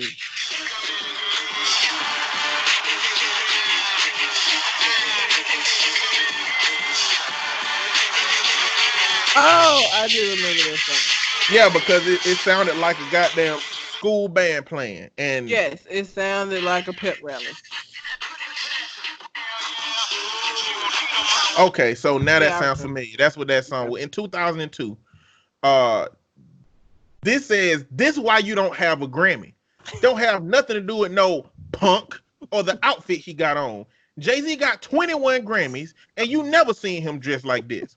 Old Town Road was #1 on the charts long before Lil Nas X even came out as gay, and he wasn't dressing like this either. So this outfit ain't got shit to do with his win. It has to do with the fact that people love his music. Try again. Bruh, like, Pastor Troy. Shut the fuck up, man. Shut the fuck up, Pastor Troy. Right? Okay? There has been so many artists, hip hop artists that have won Grammys that ain't had nothing to do with no gay nothing. So for you to pick this moment to be like, well, that's why I ain't won no Grammy. Well, what about all them years before this, my nigga? Before he existed. The fuck? I mean, I can hear Pastor Troy right now, like the way he's going to justify not having a Grammy forever. They gonna say, well, Troy, why ain't you on a Grammy? Well, you know, I wasn't sucking no dicks. I wasn't dressing gay. My boxing gloves and my World Wrestling Federation looking ass belt ain't hot pink. You know, I'm PT Cruiser. So I don't do none of that old punk shit. That's why I ain't got no Grammy. No, nigga. You ain't got no Grammy because you just didn't elevate to that level. You are probably in conversations in the South when it comes to hype music and niggas with, you know, a good early portfolio, but it ain't universal. It's not universal at all. Now we got to add this other component to this shit, okay? I've talked about this a bunch of times on the podcast. How the fuck is homosexuality an agenda? How is it an agenda? How does somebody's decision to enjoy the same sex in a relationship sexually, how did that got anything to do with an agenda? How are they making you gay, Pastor Troy? I mean, I don't understand. Gay people existing is an agenda. Because gay people exist, and because people like Pastor Troy don't agree with homosexuality, the only thing that makes sense to him and people like him is that being gay has something to do with somebody trying to make everybody else gay? Well, I think when they say it's the gay they feel like it's not gay people, but it's like the pushing of gayness to the forefront. And the kids, apparently kids being exposed to Lil Nas X and his life decision to do what he wants to do is going to make them decide to be gay too, apparently. I think when they say gay agenda, they're talking about the visibility of gay people now, which... So because if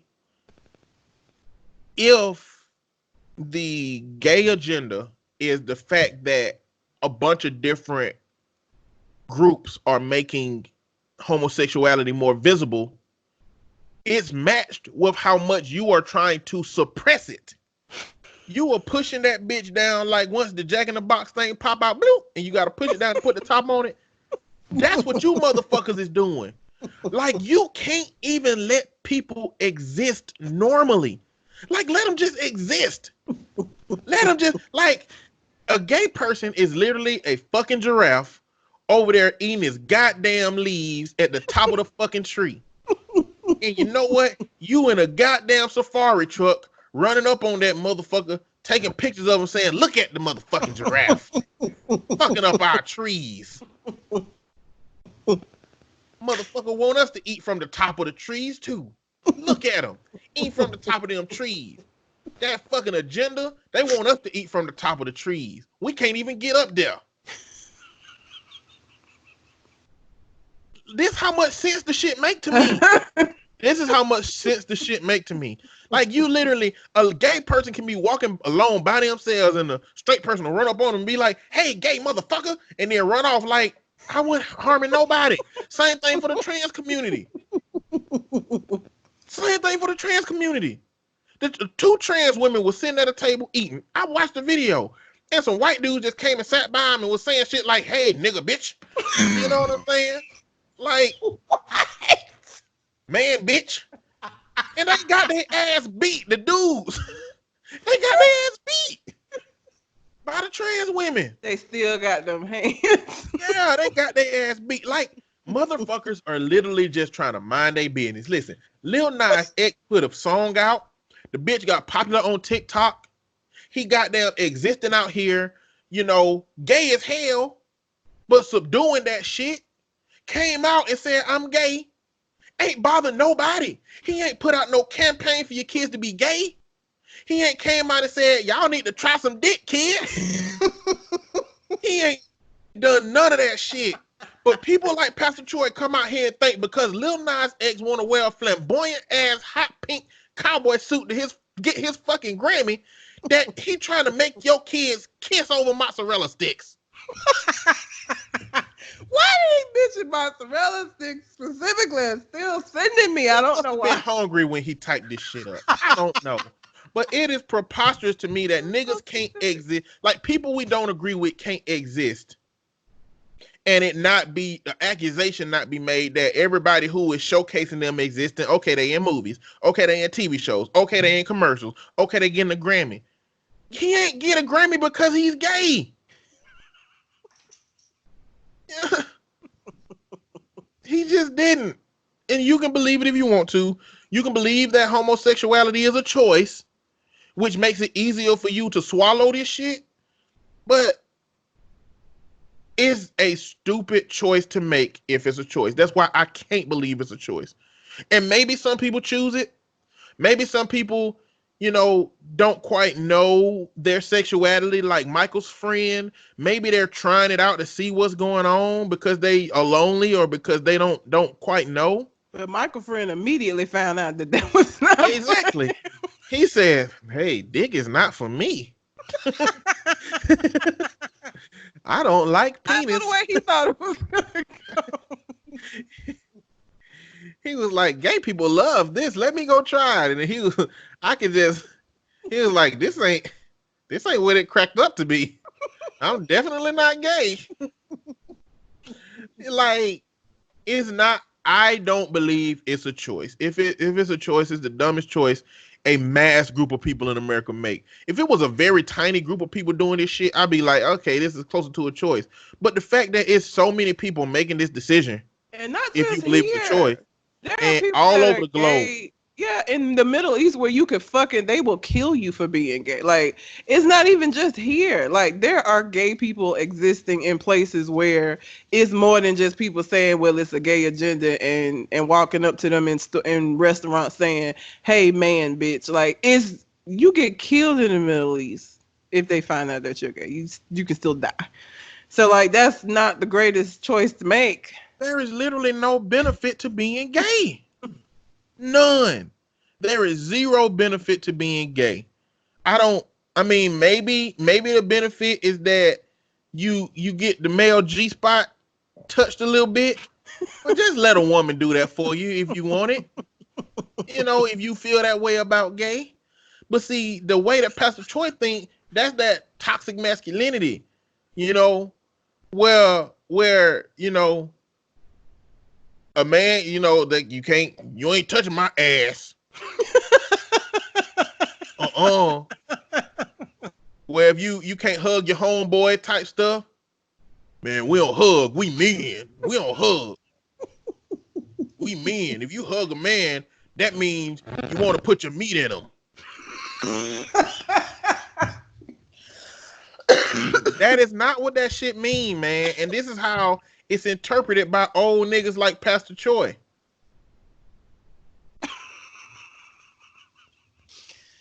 Oh, I hate you so much. Sorry you had to see this side of me. But here it is. Oh God. I wanted to speak on Keisha Cole. Frankie is going into rehab, and I mean I really don't know, but I wanted to speak on it because I wanted to talk about the difference between choosing to go to rehab and to being forced to go to rehab. One of the things that I hated about my last job was that a lot of people that came in for therapy were court-ordered to do so. Here's the problem with that. When you're court-ordered to do something and you have a lot riding on whether or not you do it, you are doing it to save your ass. You are not doing it because you realize you have a problem. You're not doing it because you realize you need some help. And it's the same thing with like the court-ordered rehab programs. People go programs to get their sentences reduced. But if you are not yet ready, recovery is a difficult thing. If you're not prepared and ready to do that, then you're going to do as much as you need to do to get through that program and get back out here on the streets and smoke crack. And this is the first time that Frankie has voluntarily gone. Like, she was the one that was like, I'm fucking up, I need to go. And that makes me a lot more optimistic for what the outcome could potentially be, because when it comes from us, when you get to a point where you're like, okay, this is not working, I am all the way up, it has a tendency to be a little bit beneficial than when you have people that force you to go. Even like, that was one of my issues with shows like Intervention. Intervention sounds good, gathering people and telling them how much you love them. But if that person ain't there yet, as far as, ready to get into recovery and actually kick that habit, it's not gonna happen. They'll do it to appease, or they'll do it to get the charges dropped. But when it's something different about coming to a realization on your own and you seeking out help. So kudos to Frankie for that. And sometimes you got to hit rock bottom. Sometimes you do have to hit rock bottom. Sometimes you got to wonder why it's 3 different Siemens on you at one time. And you did it all for crack. And you'll do it again tomorrow if you don't go to rehab. I'm sorry. I feel like I need to be making light of a lot of shit today. Well, but I mean, that is a heavy, and listen, that may have family, friends because a lot of people have folks in their life that have addiction issues. That shit, it does so much better when it comes from them. When it's court ordered or forced by some outside force, they will go through the motions, but they're not dedicated to it because it ain't something that they wanted to do anyway. I'm doing this to shut you up, or I'm doing this so that I don't have to spend 6 months in jail. I can do this 3-month rehab program. And look, I believe in sexual freedom. So if you got 3 different semens on you because you a freak for the men, then I'm okay with that if that's your choice. But I'm not okay with you being a freak for the crack. All right? There's a difference. That's a means to an end. You are accepting multiple penises because you want to smoke. Not because you just like all the meats. Like Arby's. We have the meats. Oh my God, I hate you. Anyway, yeah. So good luck to Frankie. I don't know her, really give a fuck, but you know, I do think that when it comes from that person, when you get to your rock bottom and you like, God damn, I got to do something different. It has a tendency to stick a little bit more than when it's other people telling you what you need to do. Exactly. When you wake up in the morning and realize that you robbed your nephew last night because you need to get high, that might be rock bottom. Damn, he gonna tell everybody. Or you stole your key. Oh my God, I met a lady that took all of the kids' Christmas gifts and sold them for crack. Kids that had nothing. So all of their gifts. This was their mother that did this. They gonna remember that shit in 20 years. Yeah. My mama stole our Christmas gifts one time. They gonna be in a goddamn sharing group somewhere with something at a job or on a retreat or something, and it's gonna be a bunch of privileged people around there, and they gonna be like, yeah, my mama stole all our Christmas gifts one time for crack. Motherfuckers gonna be like, oh shit, this nigga got that kind of life. Oh hell no. The worst thing that happened to me is that my goddamn room wasn't cleaned up fast enough by my nanny. This nigga got all his Christmas presents stole by his mama. You be surprised the kind of stories, the shit that people go through that you can't fathom that they've been through. That shit is crazy, man. We find that shit out in bulk because we counselors. Yeah. You know, I'd be like, man, nigga, I can't even tell nobody your story, but god damn. This shit is writable. Now you can't do it because you ain't passing your classes, but I can do it one day. I'll write your story. Some of this should be unbelievable. You would believe the stuff that people go through, man. Like, whew. And that person that stole their kid Christmas gift, that was the thing that she woke up in a hotel room and realized, like, oh shit, like I'm really fucked up. I just took my kid's Christmas and smoked it.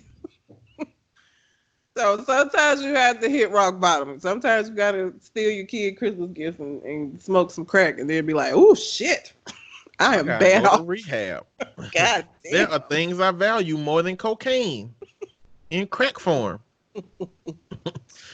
Because cocaine, you know, if you manage your cocaine right, you don't do shit like this. This is crackhead shit. Yeah, it's crackhead, meth head, heroin. Regular cocaine, you can be functional as shit off of regular cocaine. You can, yeah. A lot of CEOs. Look, I had to go to. I think I've told this story before. When I was in grad school, we had to go to an NA and an AA meeting. And when I went to the NA meeting, any of those meetings like that, they always have a speaker that tells their story. And there was this older man, that was telling his story about how he got into like upper management in his company, and they would go on these retreats. Now, everybody else at the retreat would do the coke on the retreat, and they be cool and go back to work and be fine. This nigga developed a heavy addiction to cocaine and ended up blowing all of their money, spending his kids' college funds on coke. Like, some people can be functional coke addicts, and then other people, especially if you have an addictive type of personality, yeah. I mean, it is what it is. So, we are running up on our last little few minutes of the podcast. So, I was just going to kind of go through real quick the other things that we were going to talk about. We talked about the Texas Dread Head kids. One of them got a $20,000 scholarship from Ellen. These are different kids now. Well, one of them came onto the show, and Ellen kind of encourage the school to let him walk. Because, I mean, it ain't like he ain't done everything to graduate. It's just like, okay, now that you're about to graduate, you can't walk unless you cut your hair. So, which is again, it's just another one of those situations where it's kind of white policing of black hair. Speaking of black hair, Taraji P. Henson has her own natural hairline. Everybody want to do that. All right. That shit might be amazing. But it's expensive as fuck. It is? Yes. You know how much you check the prices? Yes. But I don't remember specifics. But what if it's amazing and expensive? My Aussie is like $5. And it works amazingly. My hair be blowing in the wind and shit. So wait until Aussie do something racist. You're gonna have to drop them too. Don't because say that. You're gonna have to, because you drop Shea Moisture and they black. So if you keep the white people, that in the universe. I'm just saying. Let me Google Aussie right now. No, don't you do that. Aussie racism. Absolutely not. It is not necessary. Don't you take away my good hair days. Okay, it's gonna take longer to find something because apparently Aussie still means Australian person. So that's gonna be hard. You got to do some Google Analytics for manufacturing and figuring. Good. So we can't find that, but you know how it goes. Selena Gomez, when she was in a relationship with Justin Bieber, talked about being emotionally abused. Here's my thing. Okay, that's fine. I mean, I hate that if it happened. At this point, though, it's like, why are we talking about this? He done married Haley, whatever her name is, Baldwin, I think is her name. Hey, it take time for people to come out and tell their truth. I mean, I know, but I just want to know what kind of asshole he was. Like, was he laying on the bed yelling, "Ashtray, bitch"? Or, you know, or was he like really passive? Like, oh, you ain't gonna cook no eggs today? And she know that means she better get in there and cook some goddamn eggs. You know what? Emotionally abused. I mean, I don't know. I wonder what Justin Bieber did. I don't put nothing past him. I mean, yeah. I mean, I'm not against Justin Bieber. I'm not surprised. He's a little dickhead, though. He looked like he's like an inappropriate pranker. He looked like he'll like after she get out the shower, he'll just go come and whoop her with a belt. Hi, I got you. I'm gonna get you. That would be the last. I would fuck him up. I wish somebody would hit me naked out the goddamn shower with a belt, trying to. No. Tell that to some of these parents. About to get their kids removed by fucking DHR.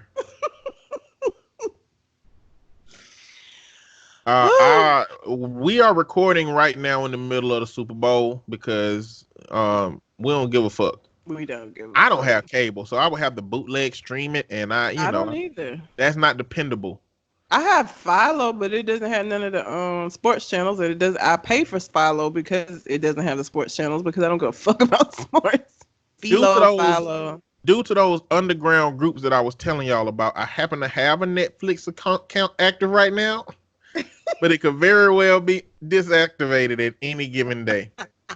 So I'm not gonna put stock in being able to watch it on any of those live channels. But I'm saying that to say that the NFL was supposed to have a ad on there talking about police abuse and talking about some people who've been killed by the police and stuff. And it's just gonna be really hypocritical to me if the NFL start taking up this mantle. I kind of understand how Jay-Z is framing it because, you know, people coming down on Jay-Z saying, look, how you going to let them start talking about police shootings and stuff when Colin Kaepernick was the original bring-abouter of this situation. And they crucified him for it. And he was crucified. And the problem that it highlights to me is that it's not about the problem existing, because if you're willing to highlight it now, then the problem was a problem when Colin Kaepernick brought it up. Your problem, which is a problem with white America generally, is that we've got to coddle you and say it in a way that don't make you feel bad so that you can control a part of the narrative. That's what it's about. If they are going to highlight and say that this problem is a problem now, it was a problem when Colin Kaepernick did it. That makes the discrepancy how Colin Kaepernick went about it. And if they found a black man that they can get to say, coddle them and say, well, this is how we're going to do it, this is how we're going to help you figure this out, then that's just more along the line of what white people need. They need us to coddle them and give them the best version of a message that they can, and not. And that's what it feels like the NFL would be doing if that's accurate. But I ain't watching it. So if you listen to the podcast and you watched it, what was the ad about? And did that ad bring up the same points that Colin Kaepernick brought up, or is it different? And along Jay-Z's point, does Jay-Z get credit because it's been 3 years, and regardless of how this all transpired and unfolded, we got to do something about it. We can't forever just say, well, Cap ain't back. Can't nobody do nothing about it. Jay-Z's perspective is that, like, now we got to do something. And I have a different platform than Cap. I can do it from a different vantage point. He did it from the vantage point of an employee, and the employee from that point got retaliated against by his employer. Well, now Jay-Z is a partner, and he's trying to do the same thing from his partnering perspective. Are we okay with that? Are we okay with that? And I would really like y'all's input to know, are we okay with that dynamic? The last thing is Billy Porter supposed to be coming to Sesame Street with one of them gowns he be having on Oscars and the Grammys and all of the stuff he go to. Did you see the thing he had on in this one? Looking like a Mortal Kombat character. Grammys? Yeah. That nigga looked like Raiden, but like it closed. Did you see that it opened and closed? It had like a curtain that opened and closed. That shit was, listen. Nigga looked like Gaiden, goddamn. It was impressive. I was like, okay, Billy. All right, nigga. Did you hear me? What did you say? I said nigga looked like Gaiden. Yes, he did. He did. But I he think it cut out a second when I said that.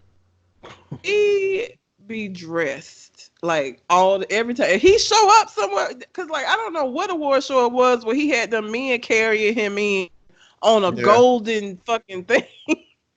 Like I think that was at that fashion where everybody be dressed up crazy for them fashion stuff. Met Gala. Yeah, I think that's what that was. But Billy Porter dresses like he just want to make his haters mad. That's the only way he dressed. If he ain't dressing to make his haters mad, he ain't doing it right. That's how he dressed. When he look in his closet and when he looking at designers that got different stuff to give to him, he say, I like how that look. That color does pop. And that is revolutionary. But I need something that make the haters mad. Combine all three of them hoes and add a component of hateration blocker, and you got me. That's how he dressed. He dressed like he go right into that bitch and say that shit. Anytime I see him, it's over the top. You're not gonna be able to not see him. Like he do that shit every time. That shit opened up. And when it closed back, he just walked the fuck off. He didn't even say a goddamn thing. That curtain closed, and he was just like, okay, I'm done. He just walked away. Not a word. But anyway. I'm a fan. I like him. I think he's funny. I like Billy Porter. I like Billy Porter because he bold as fuck. He is that. I like people who are bold from oppressed groups. I like Colin Kaepernick. He's bold as fuck. If you're a bold racist, that don't count. That ain't shit. You should not be a bold racist. You should be shameful. You should be horrified at your behavior. Yes. That's what you should be if you're a racist. 100%. Billy Porter is bold as fuck, and I like him because he's bold as fuck. He don't give a fuck. What? I feel like that's who I think that's who Lil Nas want to be. He ain't there yet. I don't think Lil Nas want to be nobody but his goddamn self. I feel like his outfits are getting crazier as time goes. I'm gonna tell you right now. You know how I dress. Yes. If I make a track and that bitch make me a millionaire several times over, and I win a Grammy, I can't tell you what I will be wearing. I have no idea. I don't know if I like wear a tux top with jeans and sneakers, or if I'm gonna still be on my pop culture shit, or if I'm gonna hire somebody to get me some big man fashion shit going on. I don't know. I can't tell you I won't be wearing no $3,000 fancy shit that y'all niggas would never see me in as a poor man. I don't know. You know, I can't tell you. And so I don't blame Lil Nas X. If he's living out his fashion dreams because he got money now, then fine. But I don't think he doing it to be like nobody. I think he just being who he is. And he riding that cowboy wave. He is. His early life don't indicate that he got nothing to do with this shit. Nope. It seemed like he might have made a play cowboy song, and then he leaned Michael Jackson leaned into that bitch. He leaned all the way into it and said, okay, well, I guess I'm going to be wearing cowboy shit forever. I'm all in. Yeah, so that being said, do you have anything else on your mind? I do not. All right. Well, until we come to conversation next time. What? Did I say it wrong? You said it weird. Oh, well. Until we come to conversation next time. Until we come to conversation next time. Is that better? Hold on. Until we come the conversation next time, we out. You don't say it that way. Until we come to, I don't know. Until the next time we come to conversation. I don't know. You said it weird. Like that. No, I didn't. You did, but I said that shit the same way. Listen, after this, go listen to the end of a fucking episode. I am. Out of 200 and goddamn 18 episodes, I might have asked you a couple of times what I be saying. But I say until we come to conversation next time, we out. I don't know. We gotta do it because you never said holla. I gotta cut all this out. No, you can say it. I mean, leave this in. Leave all of this in. Let people in on the little fucking spats that we have. The dumbass spats. Yeah, like this little dumb shit be happening all the time. About random shit. You say it that way. I still find it weird. I'm trying to think of how else I would say it. Until we come to until we come the next conversation. That's what you say. Damn, you might be right. I can't remember now. Until we come to the next conversation. What did I just say? Until we come the conversation next time. Until the next time we come the conversation. That is not what I say. That's not that. I don't remember. Until we come the next conversation. That's what you say. Oh, there it is. Yeah. Until we come to the next conversation. We out. Holla.